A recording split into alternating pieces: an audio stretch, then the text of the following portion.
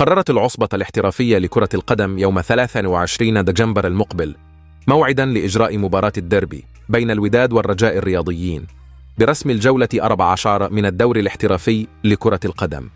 وحددت لجنة البرمجة موعد إجراء الديربي في إطار التصور الذي تضعه للجولات المتبقية من الدوري الاحترافي، إذ تسعى إلى إنهاء الشطر الأول من الدوري الاحترافي قبل دخول المنتخب الوطني في تجمعه التدريبي الأخير استعداداً للمشاركة في نهائيات كأس إفريقيا بالكوت ديفوار.